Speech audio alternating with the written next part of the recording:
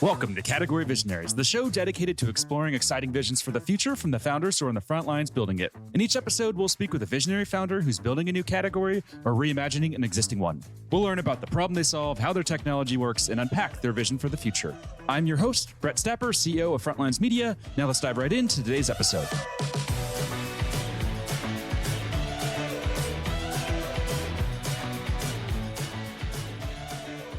Hey everyone, and thanks for listening. Today I'm speaking with Prem Kumar, CEO of Humanly, a recruiting tech platform that's raised $5.5 million in funding. Prem, thanks for chatting with me today.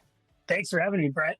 Yeah, no problem. So before we begin talking about what you're building, let's start with a quick summary of who you are and a bit more about your background. Yeah, absolutely. My name is Prem Kumar, based out of Seattle. My background has primarily been in HR tech. So I spent about 10 years at Microsoft. I was the PM for our global HR portal, and then went to a company called Tiny Pulse, focused on the employee engagement space. And then we founded Humanly in the recruiting automation space about 3 years ago. Amazing. And two questions we'd like to ask just to better understand what makes you tick as a founder and entrepreneur. Is there a specific CEO that you'd say you admire most? Yeah, so I'm definitely a big fan of Melanie Perkins, who co-founded Canva. I really am a fan of the Canva journey and hers in particular. And another one that I'm a fan of is David Cancel, who founded Drift and really built a category around something that hadn't existed before. Nice. Yeah, those are two great ones. And what about books? Is there a specific book that's had a major impact on you? And this can be a business book, or it could just be a personal book that's influenced how you view the world. I'll give you two quick answers. One is, and this is probably a common one in the startup world, The Hard Thing About Hard Things by Ben Horowitz. I just like the kind of tone of reality that he was dousing people with through the pages. And, another thing in my entrepreneurial journey that's been really interesting for me is just learning more about my family. So my dad did an informal little autobiography, but just learning more about my history, my family, and the entrepreneurial journeys that endeavors that they've been engaged in has helped giving me more motivation as well. Oh, that's awesome. Was it just like a private audiobook that he created for the family? Yes, it is. Private for the family. Maybe I'll put it online sometime, but it was, just really cool to kind of learn about kind of how you got to where you are and kind of some of those foundational aspects that maybe make you who you are in some ways, which has kind of helped me as an entrepreneur kind of get my footing.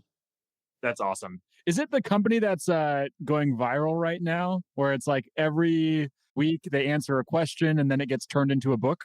Oh, not that one, but I know what you're talking about.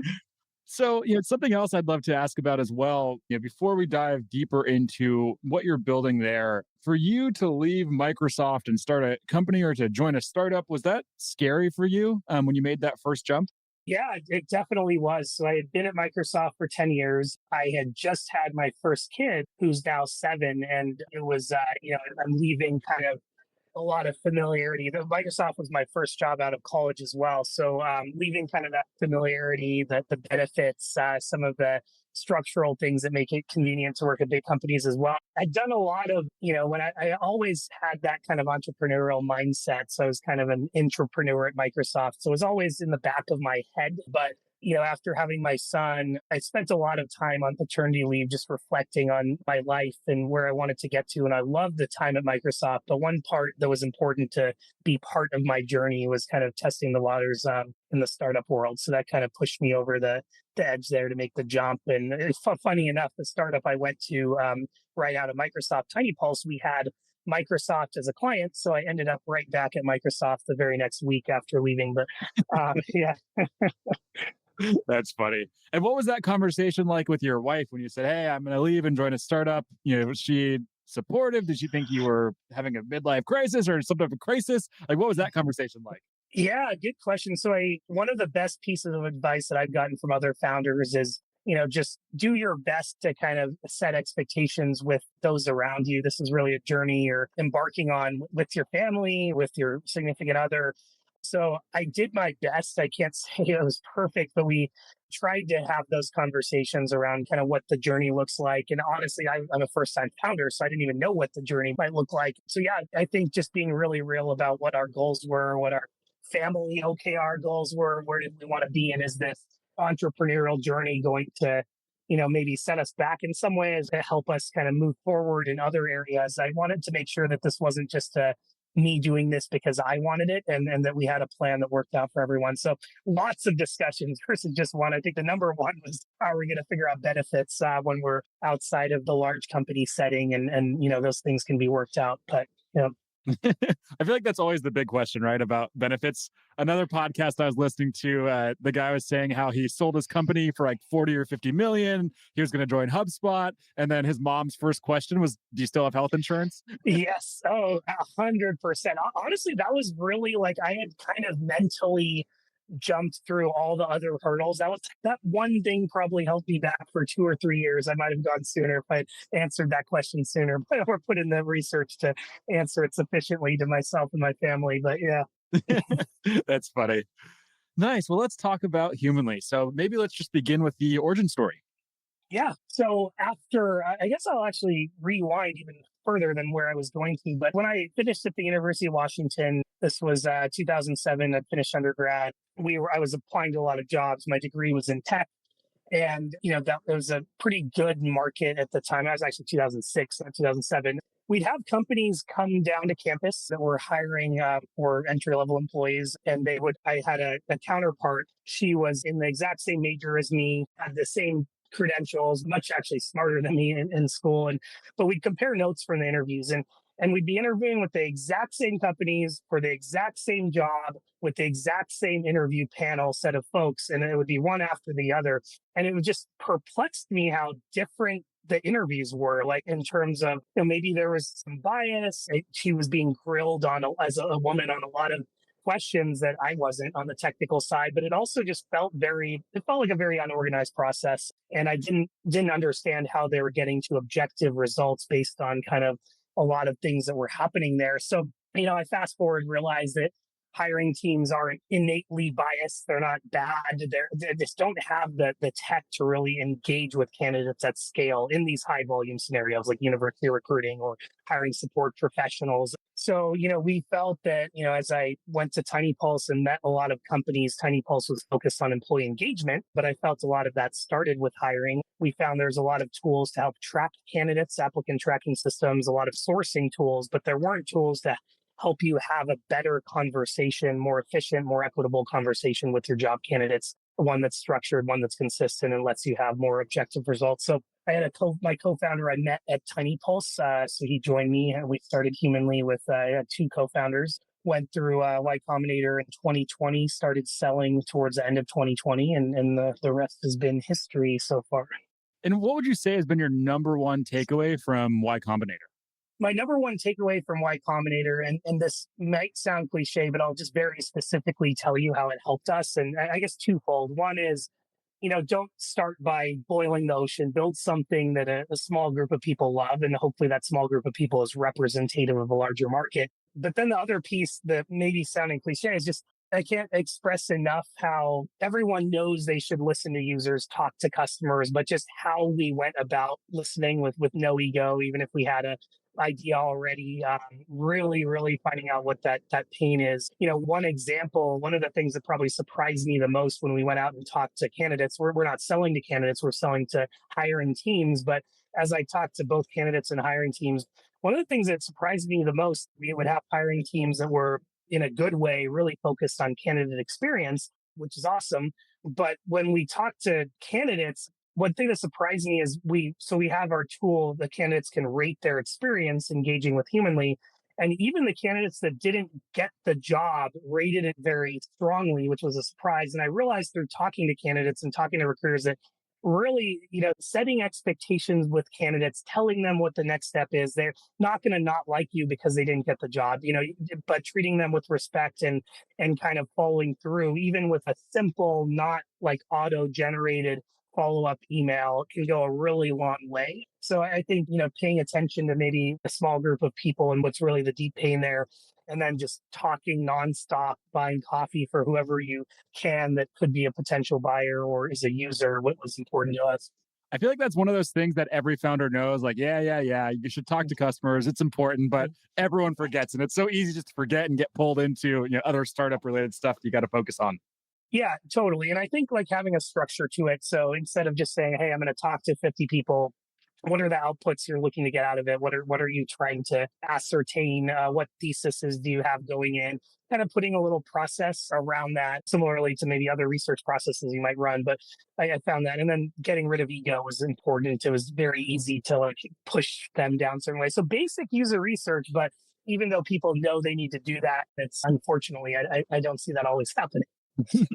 And how many of those user interviews do you think you did? So I have a spreadsheet. I think that initially, so we did about 55 that I kind of deep dived into. I had a spreadsheet that kind of broke them out by industry, by type of demographic, by pain points. And yeah, and some of those actually, the other benefit of doing user research early is some of them actually turn into customers later. I can come back 3 months later and say, hey, that thing you said you really wanted, we've actually built now. So that was helpful from a lead gen standpoint as well. And how do you incentivize them to talk with you? Was it really just, hey, I'm doing this startup and I want to chat? Or did you incentivize them in any way? So I had been in my career for a little while at that point. So I kind of used my network. So I wasn't doing any like pre-incentivization, but I, take them to maybe a coffee and pay for it. But that was the extent of it. But yeah, I think it's worth the money if you want to put a little into it. And I do see a lot of, as long as you're running the process in a way that gets you what you want out of it, I definitely recommend doing it as early as possible. Nice. That's super helpful. And in terms of adoption, are there any metrics that you can share that really demonstrate the type of traction you're seeing? Yeah, I mean, one thing that we're really proud of is just the candidate experience side. So, particularly with our customers, many of our customers, these are hiring teams that are hiring high volume. So, they're paying in time and money for, 4,000 people to apply, but they only have the human time to actually engage with 20% of them. So, can you turn that around and engage with everyone through things like chat, through things like automation, so that you're talking to everyone that is paid in time and money to come to your brand? And I think the thing that jumped out to me was the candidate experience rating. So, early on, there might be questions such as, do candidates want to talk to technology? Do they want to talk to a chatbot? The problem with high volume is with these high volume jobs is 80% of them weren't getting to talk to a human anyways. And the 20% that were waiting a week to schedule it or 2 weeks to schedule it. So it's not necessarily comparing automation and chatbots to a human. I think if we had unlimited humans, that would be great. We could talk to everyone, but that isn't possible. So I think the data point to me, we passed 1 million candidates that we've engaged with, and the average rating they have of the experience is about 4.8 out of 5. And that then there's a lot of anecdotal information they type in around that. But that to me, the candidate experience I was proud of that achievement. Wow, that's amazing.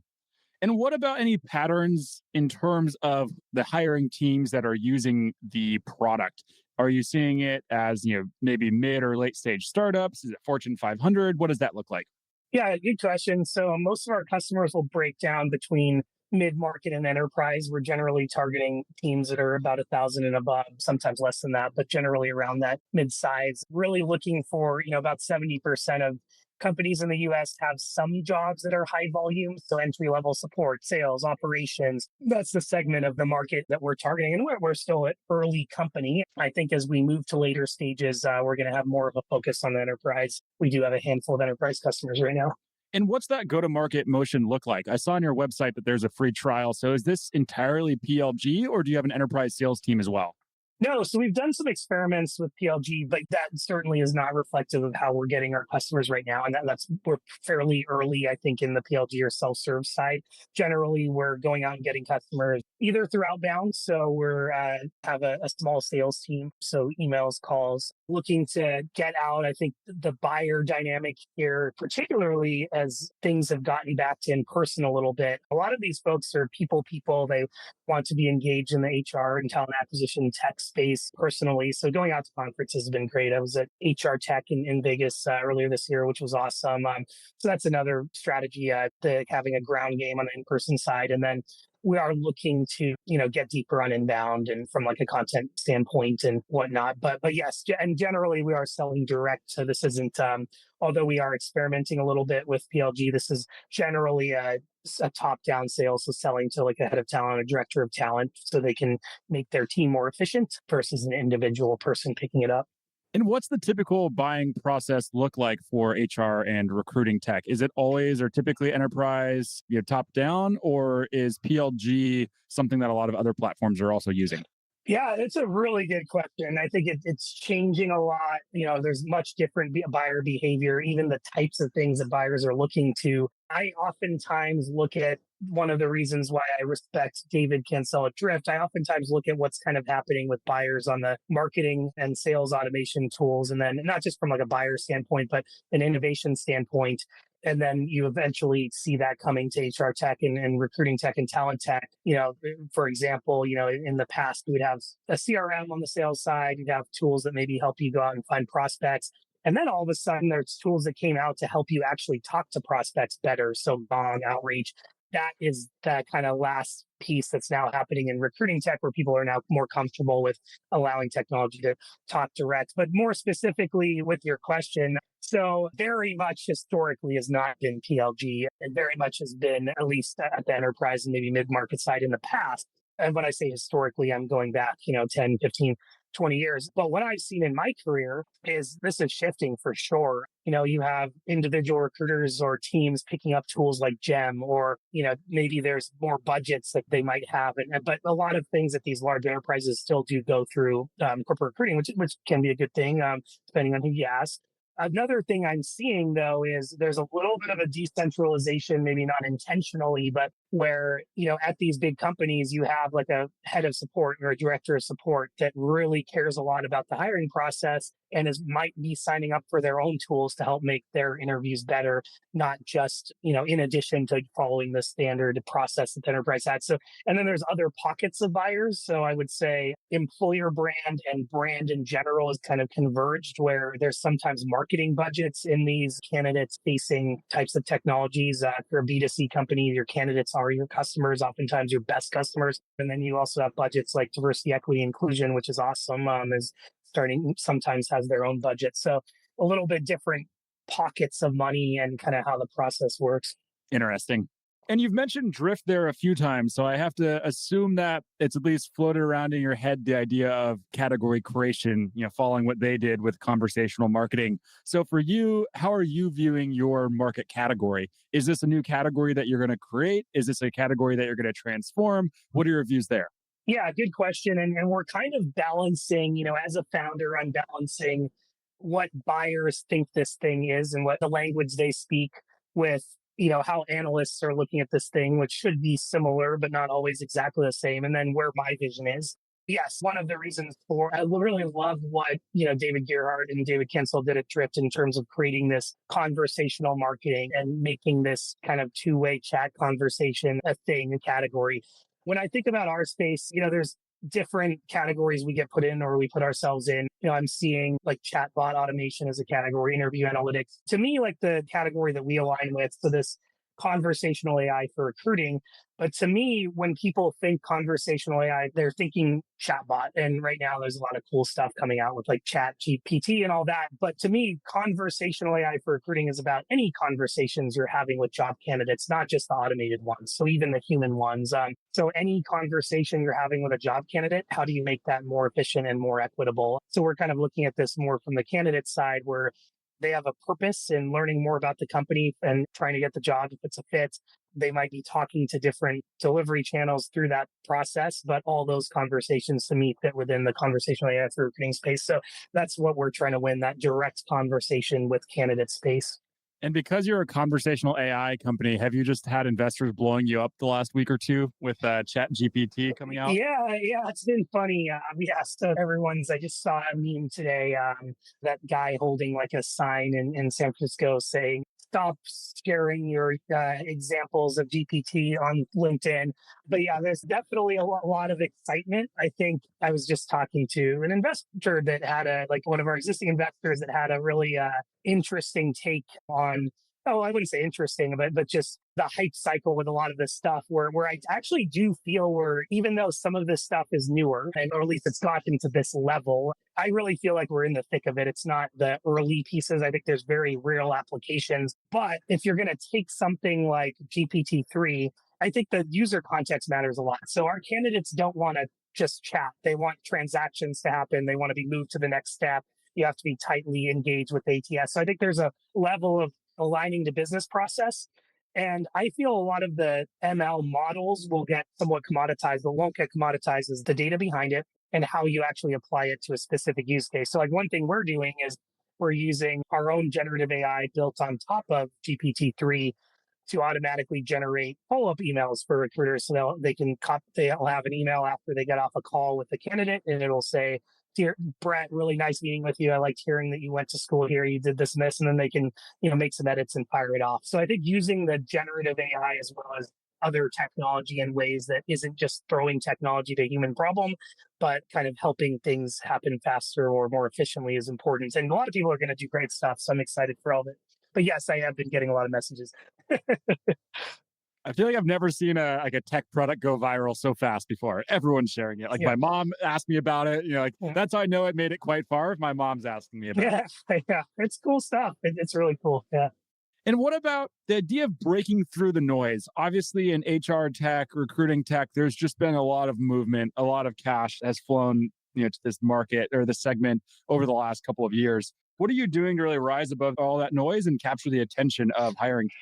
Yeah, great question. And there is a lot of noise for sure. I think there's kind of two strategies I've seen founders take or people in our space. One is just getting very specific in who you're solving the problem for. So maybe it's, this is for hotel workers and to help you hire them. And it's a very kind of specific segment. I've seen founders get very specific on maybe they're selling to a lot of people, but the part in this life cycle they're solving for is extremely specific. In our case, it's a little bit of a combination of both. So we feel we're not helping you, hire for engineers, for example. We're very much focused on these high volume entry level roles where there's pain points around having to do 7 phone screens a day and write 7 sets of follow-up emails and take 7 sets of notes and put it into your ATS. So how do we kind of help save time and then bring in the analytics to help you have better conversations? So I think that's one thing we've done. We've kind of focused on who we're solving for. And there haven't been that many like breakout HR tech or talent acquisition tech successes. There's been a lot of unicorns recently by way of funding and valuations, but this isn't a market where it's extremely saturated in terms of market share. It's saturated in terms of your LinkedIn inbox getting sold a lot of different solutions. But I definitely feel there's, a lot of room to build a moat. And then I think the other piece of differentiation is, I consider ourselves, and I wouldn't say we're not the only one in the world doing this, but we're definitely consider ourselves a data company. We're using data to help solve problems in the recruiting conversation space, but managing data and having a strategy for how you build value through it and how you have a better product through it, I think is really important to us as we think about the IP for our company. And as I'm sure you've experienced, bringing an idea to market, especially something that's innovative, is hard. And just building a startup in general is hard. What would you say has been your single greatest go-to-market challenge, and how have you overcome that challenge? Yeah, great question. So definitely lots of challenges. It has been hard. We pitched to a lot of people that just didn't get it early on until we kind of came back with customers and could prove it to them. There's a number. I would say really knowing not what to build, but what not to build was important to us. So I think there's a lot of these technologies, even some of the ML stuff that will be commoditized in 1 year, 2 years, 3 years. Some of the early chatbot players were basically, it was almost like building a SaaS company before AWS. So they were like building the cloud and then building an app on top of it, building the cloud in the sense of a lot of the kind of infrastructure around conversational AI had not been built yet. So the early players had to build that, and versus us now having, validated Azure infrastructure that enterprise buyers can trust, and then us building IP on top of that. So I think the challenge was knowing like how far to go and what we thought was technology that was going to solve problems, where to leverage, and then where to actually build IP. So that was a challenge. And with this new stuff, and some of this way of thinking will come up again. Like how much do we leverage GPT-3 versus where is the IP that we can build? So that was a challenge. Another one, and it's kind of interesting, being in HR tech and talent tech, I never, this isn't always the top of my mind as something that would be a problem because I felt like I had experience with it. But really just, I feel we have a really strong culture, but it wasn't easy to get there. And I think early on, while I have experience, at Microsoft, at Tiny Pulse, just when you're a small group of 5 people, and then there's 5 new people, and then there's 5 new people, really ensuring that you're aligned around your mission, vision, values, that everyone believes in the mission forward. Because it's a very, as you know, chances of success in the startup world are always going to be low. So you really have to be operating on all cylinders all the time. And I'm not saying like working 24/7, but just like in terms of being aligned on mission, vision, values. So that was actually a challenge that very early on, I thought we were there, and then we had some issues. And now, fast forward a year and we're in a good spot. But the people piece I underestimated, actually, because I thought I had a lot of experience with building teams. And a last question here for you before we wrap. If we zoom out into the future, what's the 3-year vision for the company? So yeah, we definitely want to win this conversational AI for recruiting space, whether that happens in 3 years or not. Any company that is hiring for high volume roles, we want to be the engine that's helping them have more efficient and equitable direct conversations with their job candidates. And, part of that is maybe, as I think about 3 years, doing some big partnerships with the ATSs out there, the tools that come up funnel from us. Yeah, we're definitely looking to grow. I would hope each year we're growing 3x or so. It would be my goal. And I think the other piece is I kind of talked about the impact we're making. So with the 100,000 candidate conversations, one thing that I'm really proud of is, can we turn that to 1 million a month? And by doing that, I'm basically saying there's now 1 million screening conversations that might have been done in an unstructured way, like I experienced when I was coming out of UW, University of Washington.